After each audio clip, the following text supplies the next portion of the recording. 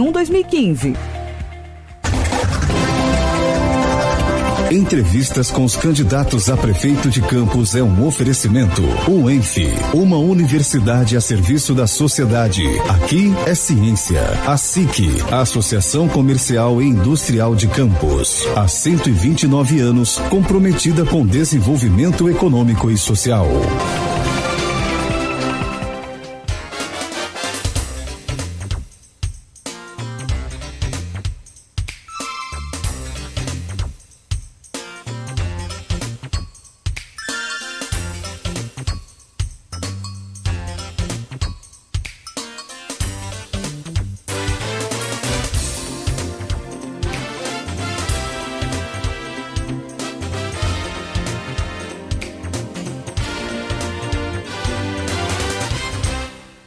Oito horas e 43 minutos. A gente aproveita o intervalo para naturalmente tomar um café e refrescar as ideias, e nós voltamos com o Folha no Ar, que é especial. Nós temos tempo ainda, são 8h43 para fechar esse intervalo. Só então aproveitar e lembrar que nós estamos fazendo aí a primeira rodada de entrevista com os candidatos à Prefeitura de Campos. Quero agradecer muito, sabe, o Arnaldo, o Aldir, a todos, o pessoal que está nos acompanhando aí e que nos aborda aí nas ruas da cidade de forma assim muito carinhosa, para alguns até para agradecer a forma de que o Grupo Folha vem fazendo mais uma vez o seu papel, desempenhando aí o seu papel de forma imparcial, transparente, né, com essas entrevistas, tanto aqui no jornal, aqui na Folha FM, quanto no jornal Folha da Manhã. E para o próximo programa, hoje nós estamos recebendo o Roberto Henriques, ele é candidato do PCdoB. Amanhã, dia 9, nós estaremos recebendo a professora Natália do PSOL. Muito obrigado a todos pelo carinho e, acima de tudo, né, pela audiência aí, tanto no streaming do Face, os podcasts dispararam nesta última semana. Foi uma loucura, muito bacana. E esse podcast do programa de hoje estará daqui a pouco em todos os aplicativos. Bom, 8h45, tempo cumprido, voltamos com você, Arnaldo Neto, e com o entrevistado Aldir, o jornalista Aldir, e o nosso convidado de hoje, que é o candidato do PCdoB, Roberto Henriques. Arnaldo. Roberto, nesse bloco a gente dedica a falar sobre propostas de governo, né? Que, como pré-candidato, quase todos, inclusive você, foram entrevistados aqui na Folha FM para falar sobre conjunturas, sobre cenário em Campos. E agora, falando sobre como candidato, e a gente fala sobre propostas. E a gente está discutindo desde o início do programa a questão da crise financeira do município. E há uma discussão muito grande também com relação aos programas sociais que o município executava, entre eles o cheque cidadão, o passagem social e o restaurante popular. A primeira pergunta que a gente fala sobre propostas tem como voltar com esses programas sociais de imediato? De imediato, nos primeiros meses, não. A gente tem que ser sincero em dizer. Mas eu sou favorável, vamos retornar os programas sociais dentro daquela característica lá de trás que eu implantei como secretário com a minha equipe no início da década de 90. Os programas têm que ser compensatórios, sim, mas emancipatórios. Aí eu vou dar exemplo prático para vocês. Quando eu instalei o programa Bolsa Aprendizagem, lá na Fundação, o menino que participava, né, dos 14 até os 18 anos, ele participava das oficinas escolas da Fundação e da rede conveniada com a Fundação. A Escola Técnica Federal Antiga, o Senai, o Senac e outras instituições, a Escola Agrícola, que participava junto, né? Aquilo que eu sempre digo, é de mãos dadas que a gente faz. E o menino, quando saía, a gente dava o apoio para que ele tivesse o primeiro ferramental básico para ele seguir a vida dele depois dos 18 anos. Eu vou dar 3 exemplos para vocês, que eu poderia dar aqui vários.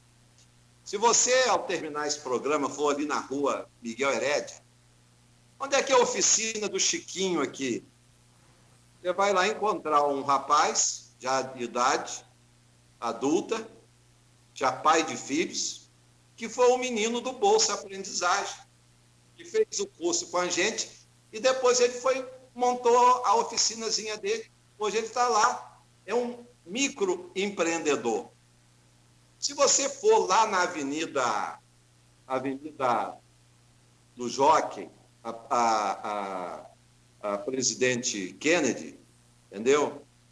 Você vai encontrar lá o Amaro. Onde é que é a oficina de motores aqui, elétricos, do Amaro? Ali perto do posto de gasolina, à esquerda de quem vai para Gruçaí. Você vai lá encontrar o Amaro, que já é chefe de família, e ele foi menino bolsista. Entendeu? Aí, se você for a Guarulhos, você vai encontrar a Patrícia. Patrícia era uma menina que fez o curso de cabeleireiro nas oficinas da Fundação, que hoje tem um salãozinho de cabeleireiro dela. Então, isso são vários exemplos. Há pouco tempo eu encontrei com uma menina no shopping que nem estava reconhecendo. Ela, o marido e os filhos. Aí ela disse o seguinte: Roberto, aqui estão meus filhos, meu marido. Hoje eu sou advogada. Entendeu? Então, eu estou dando esse exemplo que a família, no programa social, não pode ser apenas olhada como parte do problema, mas como parte da solução. Então, nós não podemos ter apenas programas compensatórios, eles têm que ser emancipatórios. Aí nós temos que fazer o quê? É um conjunto de ações que nós temos que fazer. O próximo prefeito, ele tem que responder a 4 perguntas no cotidiano da administração, ele e a sua equipe. O que fazer, como fazer, quanto custa e onde está o dinheiro novo. Mas aí que está, onde está o dinheiro novo para voltar ao programa social, Roberto? Teria esse dinheiro? O dinheiro novo está lá atrás, quando eu falei com você. Temos que ir às rubricas fundo a fundo e temos que elaborar bons projetos para estabelecer parcerias. Eu tinha um programa, quer ver como? Eu tinha um programa chamado Estágio Laborativo. Eu nunca tive vergonha de copiar e melhorar, se possível, as ideias. Foi uma ideia de um juiz de menores aqui em Campos, professor doutor Sebastião Amaro. Eu falei, pô, que ideia maravilhosa essa. Implantamos na prefeitura programa em empresas públicas e privadas. Aí eu fiz convênio com o Correio Telégrafo, com Caixa Econômica, com o Banco do Brasil, com várias empresas da sociedade civil, da iniciativa privada, e também abrir espaço nos órgãos da prefeitura. Entendeu como? Então, nós temos que buscar esses recursos dentro do fundo a fundo e dentro das propostas de convênios de busca de dinheiro. Por quê? Porque na medida em que a gente for também aquecendo a economia de Campos com aquilo que eu disse para vocês lá atrás, de o município interagir, dialogar, conversar de verdade, não é conversar para fazer matéria para jornal, conversar de verdade com a sociedade civil e todo mundo junto, de mãos dadas. É assim que nós vamos sair disso. Aí, vai acontecer o quê? Na medida em que a gente for fazendo o que fez lá no norte da Europa, eles sabem que fizeram o que lá, o processo deles, foram os municípios se apropriando ao máximo das riquezas. Aí eu tenho uma grande ideia. Quando eu falei lá atrás, vamos rever os contratos, foi para captar dinheiro e para captar imposto também. Sabe como?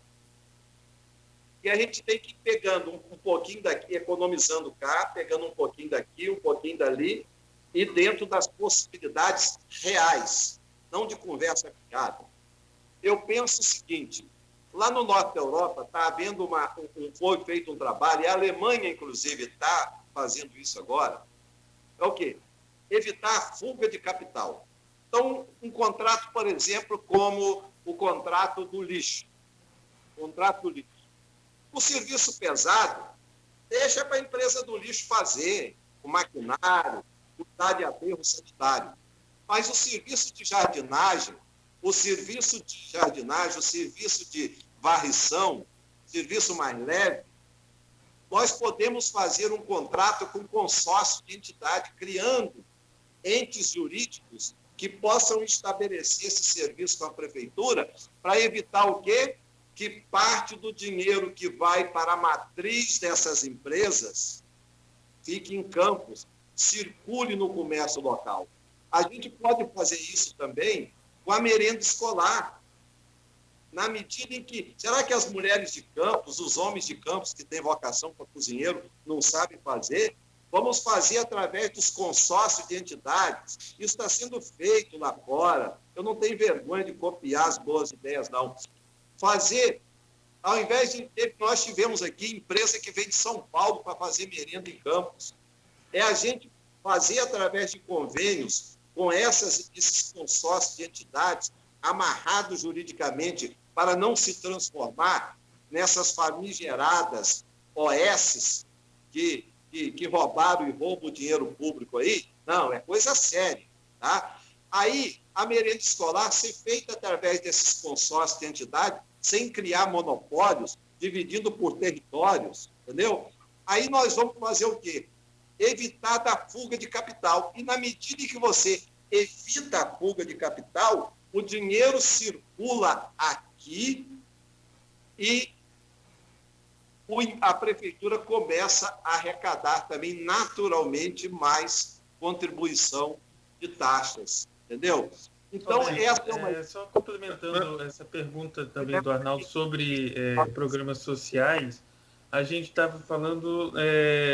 às vezes, quando se fala em programa social, parece uma nuvem, né? Programas sociais.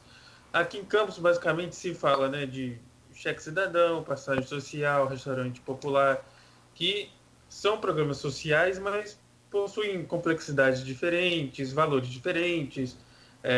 Quando você fala que daria para voltar programas sociais a partir desses programas, dessa renda do município, quais programas você está falando? E eu já emendo uma segunda pergunta sobre já a saúde pública, que é um grande gargalo de todos os municípios no Brasil praticamente, que ficou exposto na pandemia, e que também possui, dentro daquele orçamento, né, já reduzido, uma grande parcela, né? Como encaixar tudo isso? Ora, eu não falo somente os recursos, fonte de recurso, essa arrecadação, não falei isso só. A gente vai buscar nas fontes do fundo a fundo. Não, Roberto, eu acho que o que eu quis perguntar, hein, Roberto? Desculpa te interromper, porque esse bloco a gente está para proposta, a gente quer ouvir mais você e falar sobre diversos assuntos. Mas o que eu quis perguntar é com relação, por exemplo, a gente fala em programas sociais, você falou novos exemplos de programas, mas a população campista se habituou muito a falar em cheque cidadão, em passagem social e restaurante popular. Esses três especificamente, dá para voltar e como? Dá para voltar, olha só. O Rafael, ele foi cruel lá quando ainda existia mais dinheiro. Você veja bem, Rafael teve mais dinheiro em 2017 do que Rosinha em 2016. Rafael teve mais dinheiro em 2018 do que Rafael em 2017. Por causa de 4,5% da despesa corrente, Rafael foi num preconceito contra os pobres lá e retirou os programas sociais. Isso tem que ser um compromisso de qualquer governo. Caiu aí. Ok, sua conexão tá ok aqui. Tá ok aqui, Roberto? Você nos ouve? Eu acho que agora caiu. Não estou ouvindo. Conseguiu aí, Roberto? Restabelecido? Tá tudo ok aqui. Falhou para você aí, mas para a gente aqui tá ok. Então, estamos te ouvindo bem. Pode continuar. Está me ouvindo? Sim, não teve problema nenhum. Agora teve. Agora teve, são 8h57.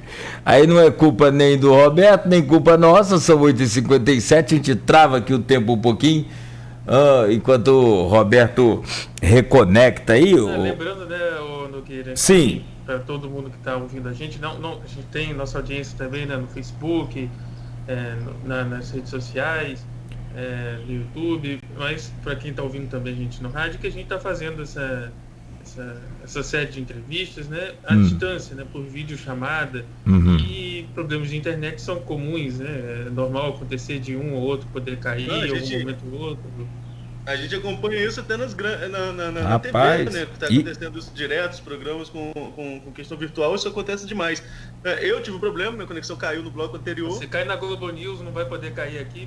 É interessante, rapaz. Eu, outro dia dei uma zapeada também aí nas TVs, e eu posso falar, como você falou do nome de TV, eu estava na Globo News, e eles usam o mesmo, todas elas usam o mesmo aplicativo que a gente usa, que é um dos mais eficientes que eu considero, apesar de que existe aí o Zoom, que caiu na graça da galera, mas isso é coisa de modismo. Esse Skype, ele é, primeiro, um dos mais seguros, e por ser um dos mais antigos, ele se reformulou com essa pandemia, e naturalmente também, então, né, por ter a tradição do pioneirismo, conseguiu se igualar aí as novidades dos demais. Então, eu estava zapeando ali rapidamente a Globo News usando o Skype. Fala com o Roberto aqui, ele pode entrar pelo mesmo aplicativo, a mesma coisa. Mesmo sistema, tá, o Marcelo? Mesmo link, é só voltar lá no link. É o mesmo link, é a mesma coisa, certo? Então, ali aconteceu o quê? Tanto a Globo News, quanto a CNN, a Band News também, e tinha uma outra, eu não sei se foi aqui do Brasil ou de fora. Todas elas com o mesmo problema, um entrevistando um senador, outra fazendo aquela rodada com os jornalistas na bancada, como nós aqui fazemos, né? Então, estamos fazendo. Problema técnico de internet infelizmente, no mundo todo, né? Eu acho que com relação ao que meus filhos falam, talvez no Japão, naquela região ali, né? Roberto voltou. Conseguiu. Gastamos aqui 3 minutos.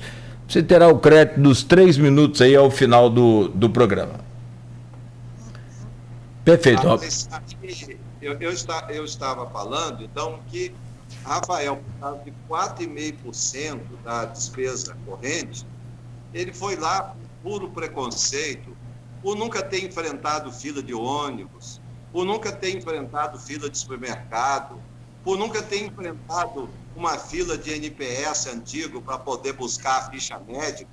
Ele vivia numa bolha, então ele não conhecia e desconhece também a realidade do nosso povo, porque existe um preconceito aqui que as pessoas espalham a partir daqueles que representam o denominado Estado mínimo. Eles querem o Estado mínimo para o povo, mas que é o Estado máximo para eles, é o 1% mais rico. E muita gente até repete isso, por às vezes não refletir, e às vezes também repete por preconceito contra o pobre, é isso?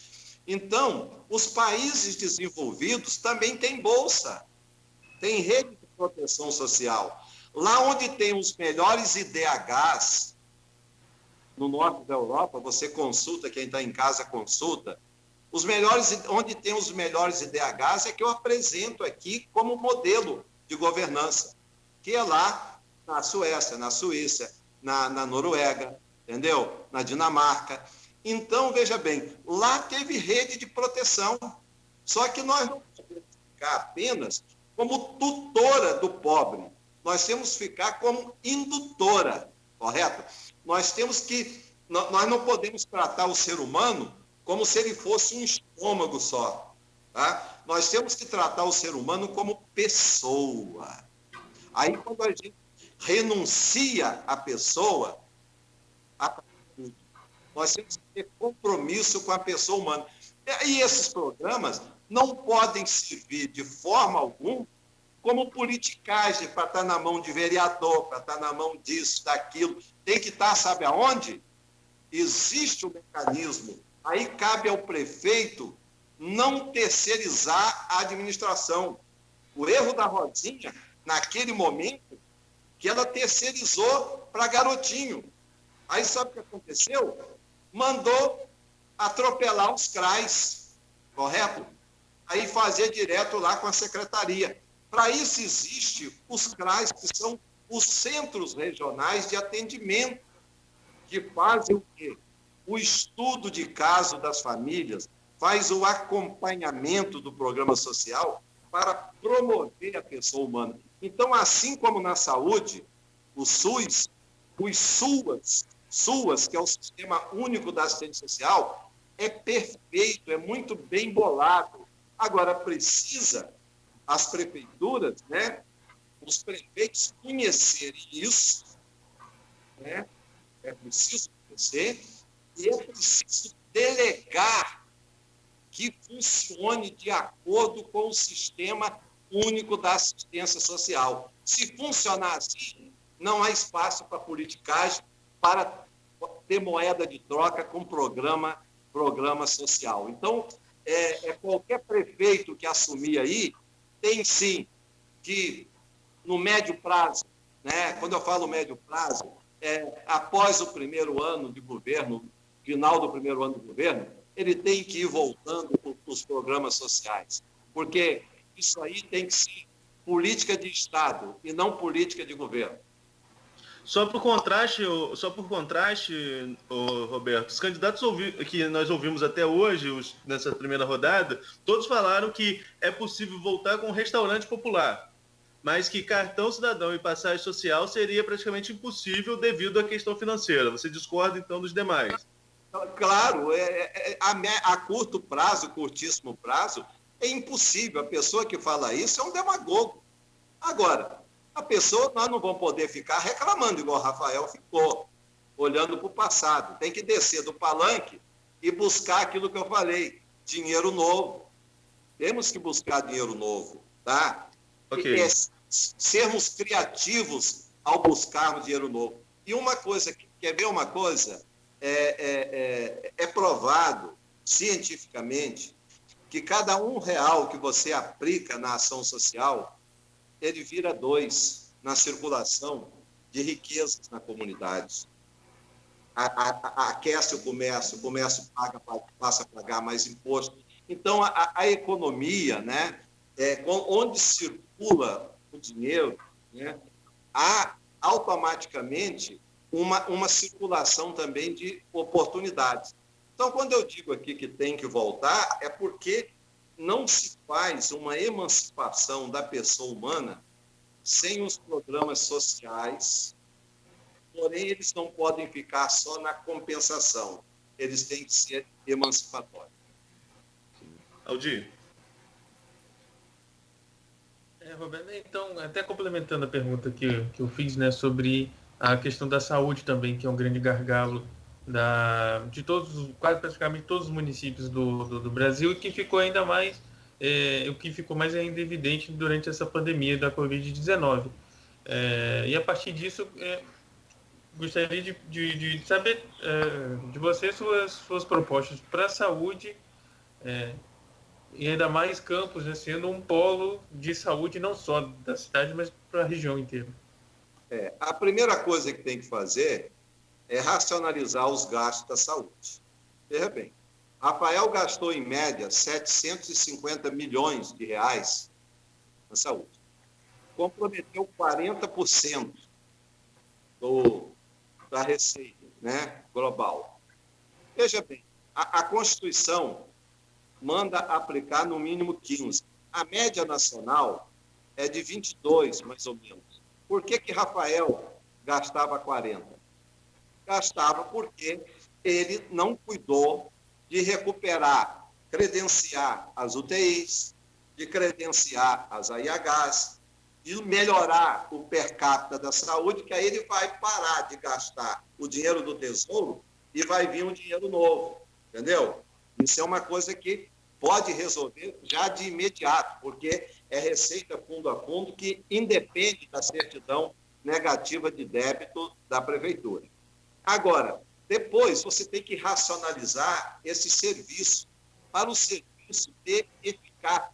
Aí começa lá na atenção básica. Porque os hospitais eles estão congestionados, porque fizeram muitas UBSs de mentirinha. Começaram a implantar UBS aqui, UBS ali, sem estrutura. Eu defendo que a gente crie territórios de aproximação. Por exemplo, um ponto comum, onde tem, às vezes, 3 UBS, você criar uma UBS de verdade. Entendeu como? Que aí você vai eliminar as despesas com aquelas UBSzinhas de mentira e vai criar uma UBS de verdade. Aí, se você tem lá o atendimento primário, correto? O atendimento primário bem feito, lá na ponta, você evita os congestionamentos nos hospitais e os hospitais virarem um ambulatorião. Então, isso é uma medida. Depois, nós temos que, pouco a pouco, na medida que a gente ir buscando dinheiro novo, sempre temos que ter essa regra, buscar dinheiro novo. Ah, mas não existe, isso é impossível. Nós temos que desafiar o impossível. É aquilo que eu disse lá atrás. No início da década de 90, era impossível buscar dinheiro. Todo mundo se acomodou. Eu não me acomodei. Eu fui à busca do dinheiro. Buscamos até dinheiro internacional. É só visitar os arquivos da fundação lá e das entidades não governamentais. Então, nós temos que dar uma estrutura a essas unidades básicas, de acordo com as novas tecnologias, que a gente otimize com as novas tecnologias os serviços de saúde, tá? Onde você pode otimizar o clínico geral com o especialista que, às vezes, pode dialogar com ele de um ponto da cidade. Hoje em dia, vários países fazem isso para ter o quê? Eficácia, economia, né? E ter um fluxo de atendimento que realmente vá universalizando esse atendimento. E depois, nós temos que estabelecer uma relação de parceria e amizade com a rede contratualizada. Tá? A rede contratualizada tem que acabar isso. A prefeitura não vê-la como inimiga e a rede contratualizada vê também a prefeitura como algoz da rede contratualizada. Nós temos que sentar, aí um prefeito que lidera, que se faz respeitar, ele chama a todos e diz, olha, o município é o gestor da saúde, mas o município tem os parceiros que são vocês. Nós vamos criar aqui áreas de excelência para não existir competitividade desregrada entre essas redes contratualizadas. Vamos otimizar os nossos recursos e vamos fazer um planejamento onde a prefeitura e a rede contratualizada atenda a demanda sem espírito de distanciamento, de muros de separações, correto? Por exemplo, quando se faz as coisas de mentira, dá errado. O Hospital de Guarulhos, ele está lá. Ele foi projetado para ser uma policlínica. Aí depois falou Hospital Geral de Guarulhos, correto? Aí o povo, coitado, foi induzido a ir para lá. Aí chega lá, não tem estrutura, aquela estrutura arquitetônica, entendeu? Ela foi recebendo um puxadinho aqui, um puxadinho acolá. Então, tem que fazer as coisas planejadas. Se é para o hospital geral, tem que ser planejado para o hospital geral. Então, o problema de Campos, eu falei, quando eu assumi a prefeitura, Eu disse, o problema de Campos é engenharia.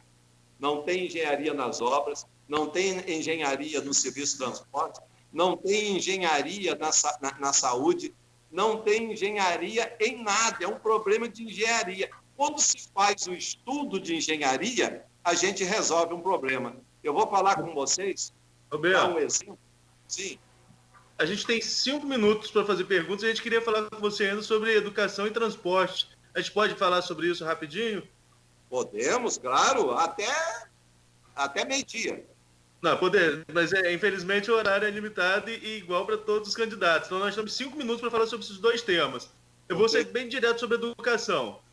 O município está sem nota do IDEB. Qual a sua nota para o município na educação e como você avalia o CEMEI, que é o ensino integral, que tem como base Darcy, o Brizola, que você tanto citou, e você acha que dá para continuar no município? Olha, sem dúvida nenhuma, essa situação aí é uma situação vexatória, porque as secretarias estão longe das unidades.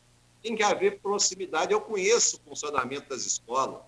A minha esposa é professora concursada da rede. Eu conheço, tá? Isso aí. E até porque eu já coordenei escola, eu fui da rede salesiana de educação em Minas Gerais, né, por um tempo, coordenei escola. Então, a comunidade escolar ela tem que estar intimamente ligada à secretaria. As coisas não acontecem porque os secretários estão distantes, tem que haver proximidade. Então, muitos problemas que se avolumam é por falta de discurso. Estou já estudando, tenho pedido muita informação. O governador que fez uma revolução na educação foi o governador Flávio Dino, que é do nosso partido. Entendeu? O Flávio Dino, ele criou lá um sistema de que o Fundeb que chega vai para a valorização do profissional e para estruturar a educação. E criou, paralelamente, um fundo que é retroalimentado por várias ações comunitárias, onde tudo aquilo que se promove na comunidade, seja por iniciativa privada, seja por iniciativa do governo, vai irrigando esse fundo para retroalimentar o funcionamento da educação. Então, nós temos que valorizar o servidor dentro das possibilidades financeiras que a prefeitura vai ter, mas perseguirmos isso com objetividade e funcionar tanto na educação, né? E aqui tem pouco tempo para discutir, nós ficaríamos aqui discutindo e não podemos, né? Então eu tenho que ser muito curto. Vamos nos espelhar, para eu ser curto, muito na experiência do Flávio Dino lá no Maranhão, onde ele tem conseguido dar melhor estrutura para os equipamentos comunitários, paga o melhor salário para o professor de 40 horas no Brasil e de 20 horas. No transporte, ausência de engenharia, meu irmão. Rosinha implantou com pressa e eu avisei. Eu estava no governo, eu saí com 9 meses, mas quando começou a fazer o programa social, que ele começou comigo. Pesquisa lá no período que eu fui governo, tanto que nós estávamos estudando. O blog do Cláudio Andrade tem um registro dele aí que fala, né? Eu falando na passagem social. Mas tinha que ter um estudo, tinha que ter uma engenharia. Rosinha implantou aquilo a supapo, correto? Sem planejamento. Deu errado. Foi sendo um programa que estava constantemente em crise. E a situação desagou aqui, né? Onde o seguinte, virou aquele negócio de Adão e Eva. Quando Adão pecou, Deus foi a ele, não fui eu, foi a mulher que tu me deste. Aí foi a Eva, não fui eu, foi a serpente. Não, nesse negócio do transporte, os empresários são culpados, a prefeitura é culpada por não gerenciar. Então, a curto prazo, nós temos que fazer o funcionamento dos itinerários funcionar e a fiscalização para que tenha ônibus limpo, que tenha van limpo. E esse modelo em vigor, Roberto, você concorda com ele, desse modelo tronco alimentador? Esse modelo, a meu ver, está errado. Como é que você coloca a van para o interior, se as linhas lá são muito maiores? Entendeu? Isso, a meu ver, tem que ser Ao contrário, o misto, tá? A isso aí, olha só, temos que fazer o quê? Estudo, gente. Estudo de planejamento. Essa equipe técnica multidisciplinar que eu te falei, eu vou exigir dela que ela estude, que nada seja implantado com improviso. Um minuto, hein, candidato? Tá?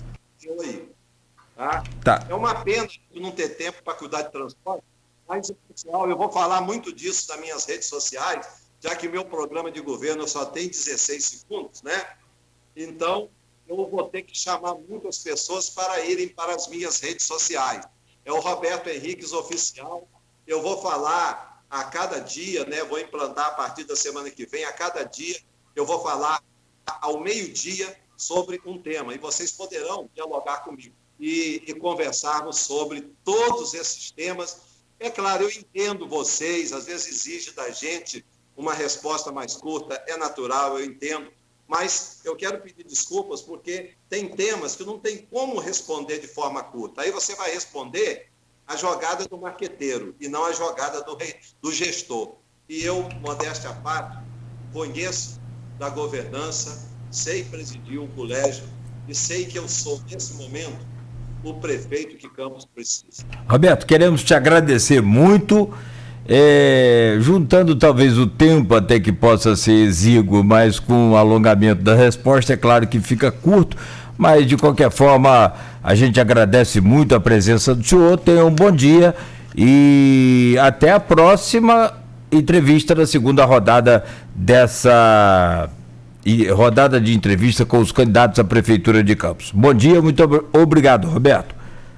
Eu que agradeço a vocês, agradeço ao Aldir, ao Arnaldo, a você, né? Parabéns pela condução do programa, muito bom. Isso nós vamos ter oportunidade a cada vez que a imprensa nos chama para o povo conhecer as nossas propostas e digo, né? Vamos cuidar dos problemas de Campos, não vamos ideologizá-los. Não vamos nacionalizar a campanha. Nós temos que nos debruçar sobre os nossos problemas com seriedade, com compromisso, tá? E é dessa forma que nós vamos agir. Eu peço a vocês que acompanhem na rede social para conhecer um pouco mais da gente e quero, ao finalizar, dizer o seguinte: eu sou aquele que não se perdeu. Sou Roberto Henrique. Obrigado, Roberto. Um grande abraço. Arnaldo, obrigado, bom dia. Aldir, bom dia também e obrigado, querido, pela sua presença aqui, sempre, né, muito ilustre. Valeu, Nogueira, valeu, Arnaldo, Roberto, aos nossos ouvintes da Folha FM e até a próxima oportunidade. Se Deus quiser. Arnaldo, bom dia. Bom dia, agradecer ao Aldir aí por estar junto com a gente, né? Já ele falou na próxima oportunidade, semana que vem ele está aí de terça a sexta, eu vou precisar me ausentar por questões de saúde, mas o Aldir vai estar aí junto com a Luísa na sequência das entrevistas. E amanhã, Nogueira, nós estamos de volta, né? Amanhã 7h15. Amanhã 7h15, começa o horário eleitoral amanhã, né, Nogueira? Amanhã, sexta-feira, o horário eleitoral gratuito de 7 horas da manhã até as 7h10. E logo a seguir... Logo assim, 7h15 a gente, e amanhã a gente... Com a professora Natália. Aqui dando sequência nessa primeira rodada de entrevista. Perfeito. Um abraço e até amanhã, se Deus quiser. Obrigado mais uma vez, bom dia a todos, a você de casa, a você que nos acompanha pelo Face também, obrigado. E a gente volta com a programação a seguir, muita música e informação aqui na Folha FM.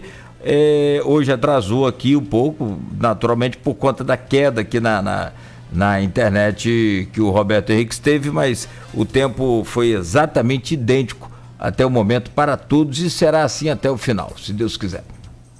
Voltaremos amanhã no oferecimento dos laboratórios Plínio Bacelar e Clínica Proteus.